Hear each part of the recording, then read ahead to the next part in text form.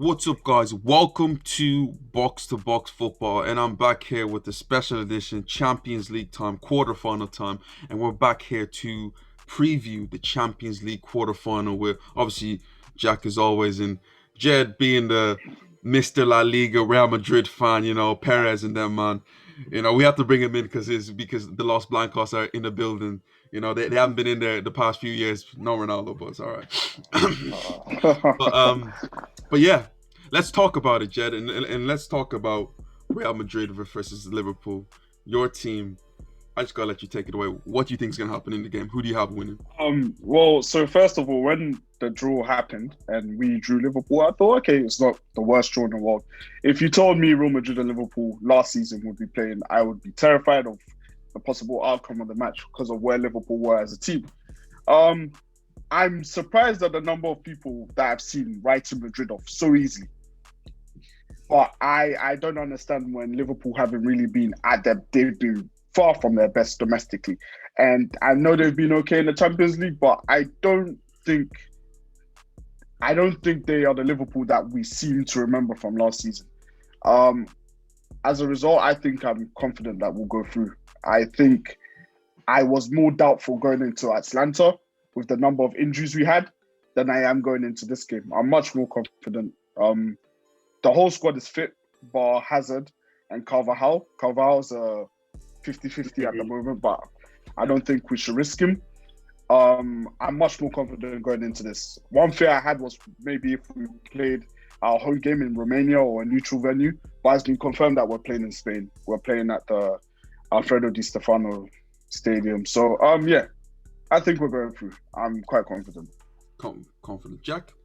Yeah, no, I mostly agree with most of the stuff Jed said. Yeah, the most recent bit of news, I don't know whether it was today or yesterday, but Carvajal, fingers crossed, will be back. I don't think that Lucas Vazquez is a huge kind of drop-off in that position. I'm not strictly as high on Carvajal as other people are. I'm sure Jed has an opinion on letting Achraf Hakimi go. I know how high I am on somebody like Achraf Hakimi.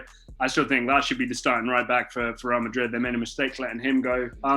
Anfield's the big factor here for me.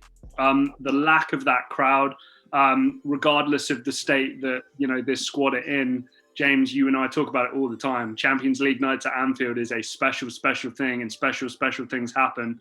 Without that crowd impact, regardless of the leg, I've just got to give Real Madrid the edge here. I think there's better quality players, more experienced players in the latter stages of those competitions. I know that I know that Liverpool have won the competition more recently, and most of that squad are still there. But Real Madrid have a few players in there who've not just been there once or twice; they've been there for those three times and then some. 4 out of 5, to be fair. Yeah, there you go. So I fully expect Real Madrid to go through. I do agree with Jed. I think writing Real Madrid off is kind of strange behaviour based on what we've seen from Liverpool. But at the end of the day, it's that home advantage I think that's going to really let Liverpool down. I see Real Madrid kind of sneaking through here. I think they'll go through by a goal, by the way. I don't think this is going to be an away goal difference type, tie. I think they will go through as outright winners by probably one goal.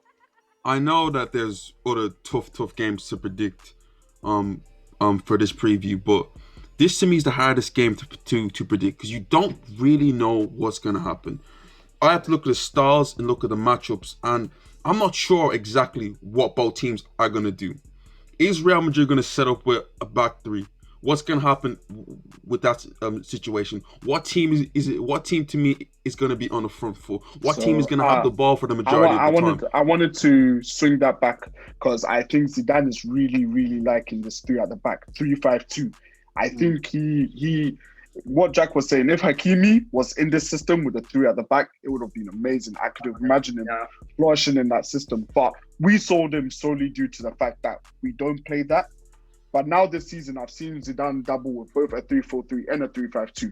And I do think we will see maybe start with a 4-3-3 and a mid-game switch up to a 3-5-2, maybe with Benzema and Vinicius playing up front. And then Vinicius kind of sacrificing for the defensive work as well. It's whether he will play Mendy as a left centre-back or whether he will play Nacho, Ramos and Varane and then put Mendy as the wide player. But I do think what Zidane goes with tactic wise will make or break it up for Real Madrid. I think how he approaches the game will be a deciding factor. I think 3 at the back for Real Madrid for me may suit them more in this game. But I'm going to look at Liverpool's side. And I think that what's going to benefit Liverpool the most is not having the football and let Real Madrid come at them. So you're going to have what? You're going to have players like Casemiro, Cruz, and Modric who like having the ball and like being on the front foot. Real Madrid, when I watch them, the one thing that they do the most is that they commit players, right? They always play with the 2 or the 3 left there, which is Ramos and like Varane, who running in behind and like chasing forwards is great. Their recovery runs are brilliant. But when you have Mo Salah, Sadio Mane, Diego Jota right now, you just seen what he what he did for Portugal. You have them running forward on the counter attack. And like a Liverpool team who, if they sit back and don't give away goals, they're gonna cause this Real Madrid team a lot of trouble. And like we've seen what they did against RB Leipzig. Jack, we just remember this. We both ripped them off. We didn't think that they were able to do it. But the one thing I'd say, James, hopefully not to cut you off, I think I totally get the idea of trying to do the defensive thing and allowing Real Madrid to come at you. I just look at the quality of delivery from players who are going to deliver, and then I look at the man up front, and Vinicius. I just kind of no, but you know what I mean. Even if it's from dead ball situations like Toni Kroos or a Modric or something like that, to somebody like a Benzema, even shots from deep. With the defense and Liverpool's current state of defense without Van Dijk, Liverpool playing with fire there. I agree with you that that's probably their best way of going about it, but I think Real Madrid are probably going to have too much. That would just be my thing. Well, since I'm going to be a bit controversial here, as I have to make everything a little bit spicy, I'm going to have Liverpool going through in this situation just because of, I believe, first of all, they have everything. They have Jeds in the room, but they have everything to lose in this situation. Liverpool need Champions League football for next season. There's no way in Jurgen Klopp's head that they can fathom not getting Champions League football. And Jack, we spoke about this before. This is their best chance of actually getting something. And they're going to look at Real Madrid and be like, yes, you are the best team ever in the Champions League, but we're not really scared of you. You know, and can they get at this Real Madrid team? Does this Real Madrid team leak goals? Does this Real Madrid team give other opposition chances? Yes, they do. And can Liverpool capitalize on them? Yes, they can. That's real. I think it goes both ways for both teams. Where both teams are at, I don't think Liverpool fans would have seen this draw and been as worried as maybe the Real Madrid of 2, 3, 4 years ago. The same way I don't think we are meeting the most threatening Liverpool side. This is the Liverpool side who have probably suffered from injuries just as much as we have as well. They have a centre-back pairing that's not experienced in the Champions League. Fabinho has now luckily been able to drop into the midfield, so let's see how the midfield works. But to me, Modric and Kroos this season, this will be their most slept-on year because I think this is the best I have seen Kroos in the last 3 to 4 years. He has had a sleeper year. I think Modric is looking great. Casemiro as well. I think with our midfield 3, I'm really confident. It's how we're going to stop Salah and Mane, how we're going to keep them quiet, how we'll keep Jota quiet as well. That's where the problem will come. Again, this is a very 50-50 game, but another thing that we both need to take into consideration, yes, there's a week or two before this game is played. Injuries can occur because we know what both teams are like with injuries during this time. Yeah. Anything could happen. Jed, you know Real Madrid and their and another big part is that we have the Clásico in between these games. So yeah, and we need to fight for the league as well. I don't think we're going to prioritize one competition over the other because we could lose both within 1 week. It's a definite possibility. But guys, that's a great discussion. But we're going to move on to the next game right now. And again, this is another big guns. The 2 finalists from last year, Bayern Munich versus PSG. Jack, who do you have going through in this situation and why? Bayern, purely on, teams like Man City. This is not like a teaser, by the way, to my prediction for the Man City game, but teams that haven't quite done it yet. And I know we can talk about a final and we can do all this kind of stuff. until within kind of recent history, you've won the thing. I still need proof that you're going to be able to beat the better teams within the competition to win the thing. Now, PSG have some memorable nights, memorable wins, memorable losses, sure, in the Champions League, but they've not won the thing. Bayern Munich have won it multiple times. Players in this squad have won it multiple times. This is still one of the best 3 teams in the world right now. PSG are probably right up there too, but I would say that Bayern are going to be the team to beat. Robert Lewandowski, in the way that he's playing right now, the team around them, I think there's points to prove across the board. There's new blood in this Bayern Munich team, which is going to want to stamp its authority. There are players who are going to go, who are going to want to leave on the right notes. I'm looking at, somebody like a Jerome Boateng, somebody like a David Alaba, players who will be leaving sooner rather than later. But similarly to a lot of the players in this stage of this competition, if enter name here has one of those days, then the other team wins. Now, I think we know that is Neymar or Mbappe, right? If they have one of those games, if Neymar has some magic, Neymar, doesn't want to miss his sister's birthday, shows up and has himself a game, right? Then, hey, here we are. Kylian Mbappe skins some people, then here we are. But you can say the same about Bayern.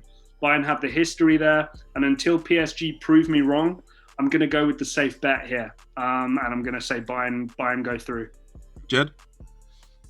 So I think my heart will tell me Bayern, but my head is saying something different. I think PSG might cause an upset. Would it be an upset if PSG knock out Bayern Munich? I don't think it'll be an upset. PSG have the tools, they have the players, and I know they don't have they have some big nights, but I know that we've most recently known them for not capitalizing on said big nights and failing. But I think with a fully fit PSG, with a fully fit Neymar, playing at his best with Mbappe, I think they'll be able to overcome Bayern Munich. This is not the same Bayern Munich that played in the Champions League last season. Yes, right. They're probably one of the best teams, but I do think they're a lot more vulnerable. I think with Thiago Alcantara missing from the team, that's a huge loss. And I know Goretzka and Kimmich is working, but you don't have that much control over games than they did last season. I think Neymar and Mbappe running in at them with potentially Icardi or Moise Kean, I have a gut feeling that PSG will go through. I don't know why, but I think they can. This was a game that when the draw happened, this was the team that both teams did not want to play. They would have. I think that they would have taken a Man City over playing either of them. But I look at it from this point of view. Have Bayern really improved from last season? I don't think so. Probably not. No. Have PSG improved from last season? I think they have. And then people are going to also look back in last season and look back at the final, what happened in the final. But people need to look at the overall body of work that happened in that final that season.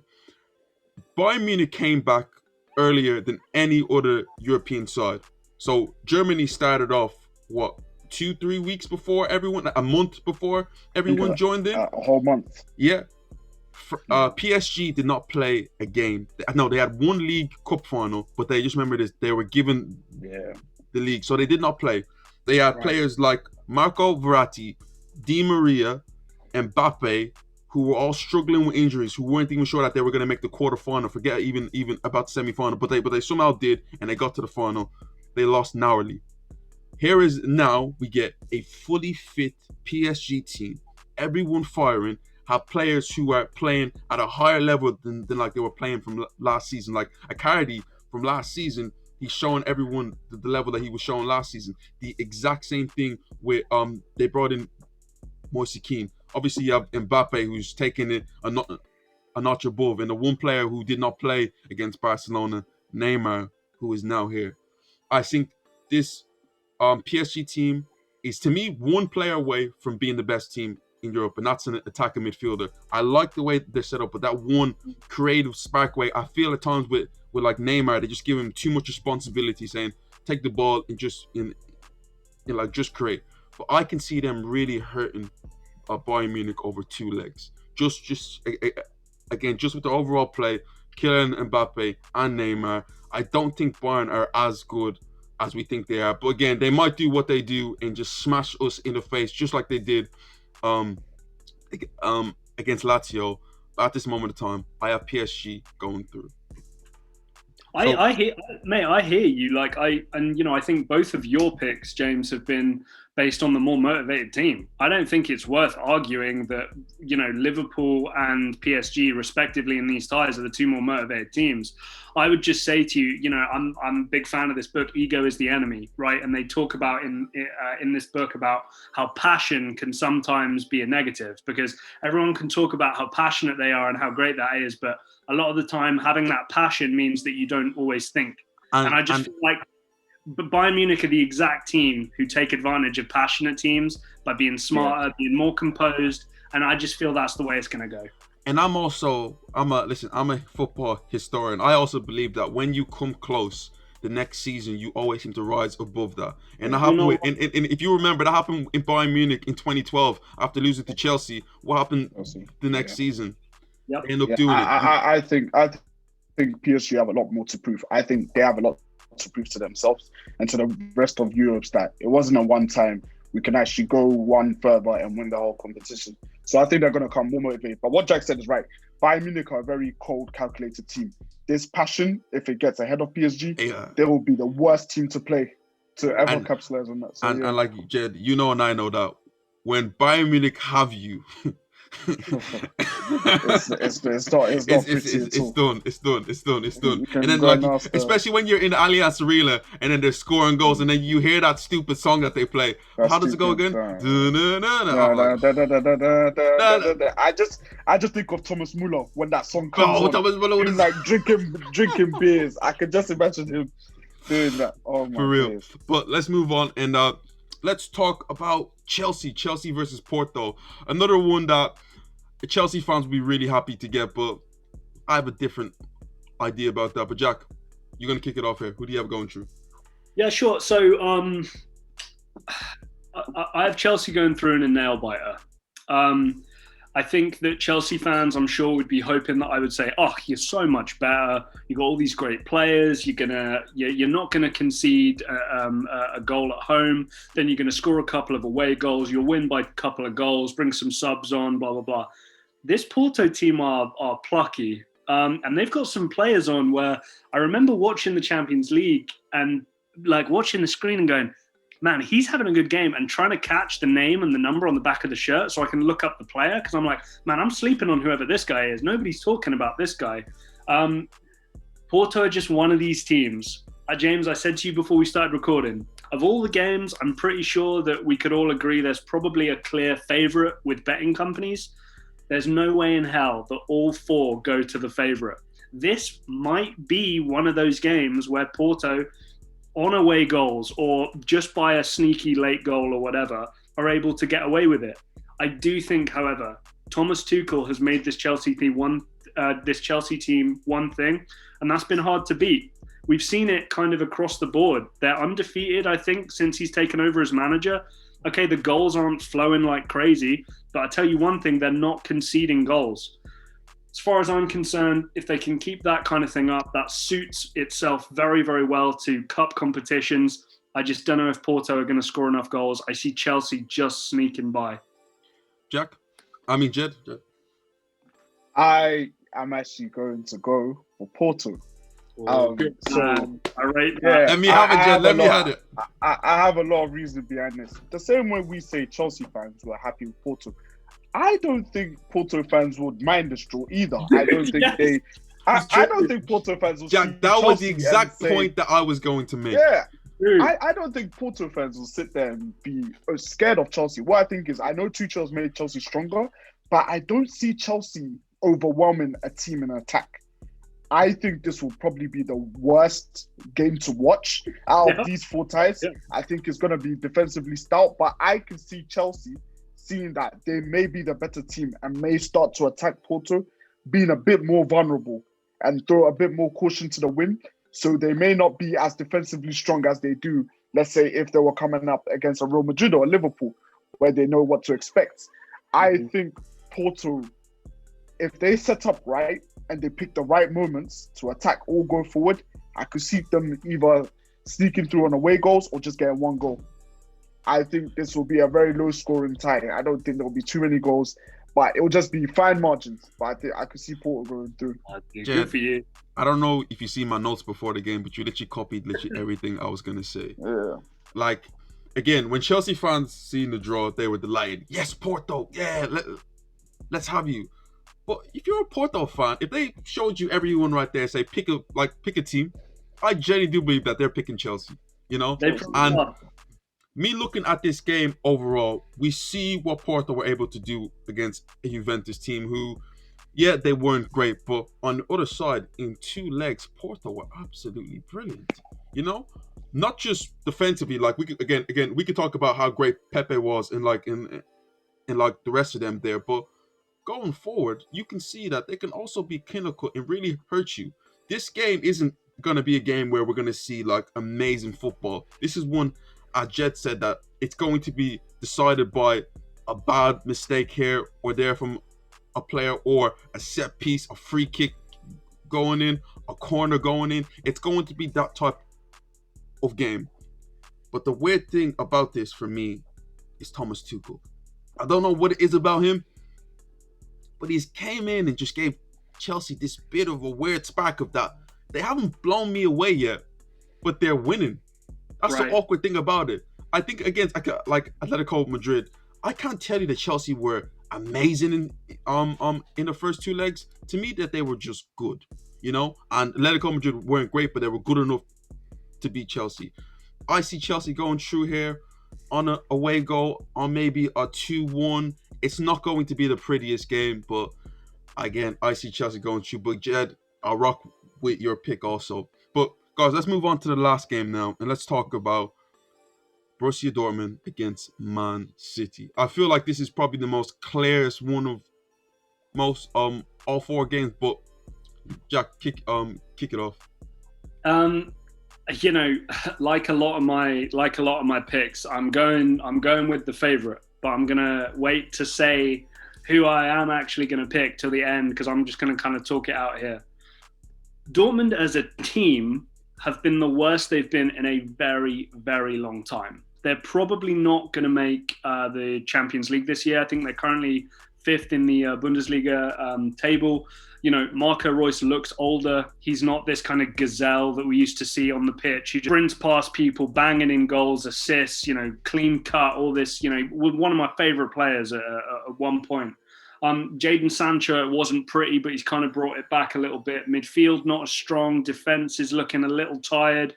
I believe, I can't remember the fella's name, but they've just had, I think it's Zagadou, Axel Zagadou is now out for the season, I believe, with a knee injury as well, which doesn't help. But they've got this guy called Erling Haaland, who is hot as hell at the moment. And all I'm saying is, I rate Ruben Dias very highly. I think John Stones has done fantastically well. I think Pep Guardiola is technically the most gifted manager, tactically the most gifted manager. But it's all going to depend on Erling Haaland. Over the 2 legs, you'd imagine in terms of clear-cut opportunities, Erling Haaland might get 4 over the 2 legs, maybe 2 per game. At this rate, I'm not ruling him out scoring 4 goals across, of all those opportunities, scoring all of them. I'm going to pick City. I'm going to play it safe. I want to be right. But if I'm flicking over to the Man City Dortmund game after hopping over from the other game, and I see that Erling Haaland's got a brace at 60 minutes, I'm not going to be overly shocked. Like, I'm not going to go, oh, that's so crazy, I can't believe it. I think City will go through, but it is just that X factor of having that guy who on his day can just ruin a game and just kind of totally evade all tactical instruction from the other team. Jed?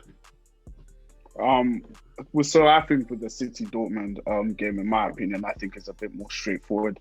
I think this is the worst that I've seen Dortmund defensively. Akanji, Hummels, Zagadou's out for the rest of the season as well. I don't think they've looked great at the back at all. I think in terms of goals, I think it'll be a high goal scoring match.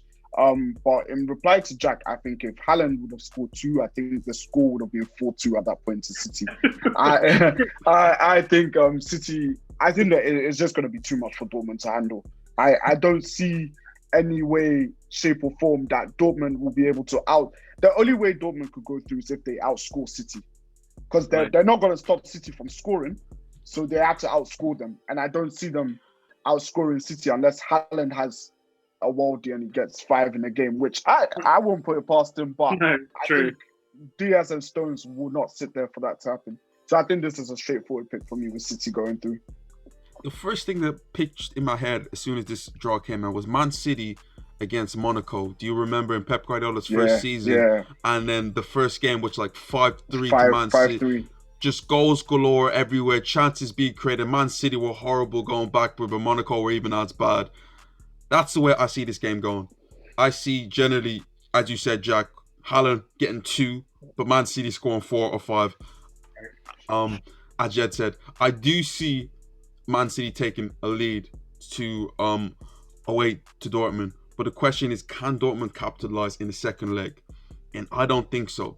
Could I trust Dortmund to keep a clean sheet at home and then go at like Man City and actually hurt them and get the goals that they need? No. This team, as you said, the inconsistency is just there. You know, 1 minute they're beating, 1 minute they're 2-0 up against Bayern, they're whiskling away, and then they're losing 4-2. You know, against bottom of the table in Germany, they're winning, they draw 2-2. The inconsistency is just not good enough there. The players just are not the same. Defensively, they just don't look good enough. And especially from set pieces, Dortmund are probably the worst team in all of the 8 teams there. I see Man City going through here in a high scoring game and very entertaining too. James, as well, you know, obviously Haaland might be a bit distracted because he'll be going through the City contract that they've offered him while they play each other. So listen, you'll be seeing Real Madrid. You'll be seeing freaking Perez in the stand, also trying to you know, right over there, just like throwing money around. I feel like City are really gonna use this trip for Haaland to milk it to him and let him sign that contract. So let's see. Guys, I'm gonna push you right now because we don't have long left. I'm going to ask you, who do you believe is going to go on to win the Champions League from here? I'm going to start off with Jack. Need a quick reply. Who do you think is going to go on and win the Champions League? I think it's Man City. I think that they are kind of just weathered from all these failures. And I think Pep has gotten to a stage where it's like, hey, it better be now. So I don't know. I just feel where the team are, they've hit form at the right time. So call me crazy. I'm going to say Man City. Jed? I'm actually going to say Real Madrid. Oh, good man. And I'm saying this because I think we've got a very favourable side of the draw. I think our path to the final isn't the easiest, but it could have been a lot harder. And I think in a one-off game, the favourites on the other side, we could beat them in a one-off game if we set up right. And with experience, as you said, the core of our team, a lot of experience in winning the competition over and over and over again. 14, 14. Yeah. My days. Oh, why not? Why not? I have PSG winning this all. Again, coming so close last season. They need a breakthrough. They have been. You talk about Man City coming close in heartbreak. PSG's heartbreak has been on a different level. The freaking 4-0 up against Barcelona and throwing it away. The Manchester United results. Just so many close. Obviously losing in the final last year. So many close moments. Neymar's going to have a breakthrough this year. Mbappe's going to have a breakthrough this year. As you said, you had Mbappe winning the Ballon d'Or, so this could be his crowning moment. But guys, tell me what you think right now. We've just discussed all 4 games. Who do you think are going to go through and who's going to win? Comment down below. Thanks for watching. This is Box to Box Football, and we will see you next time.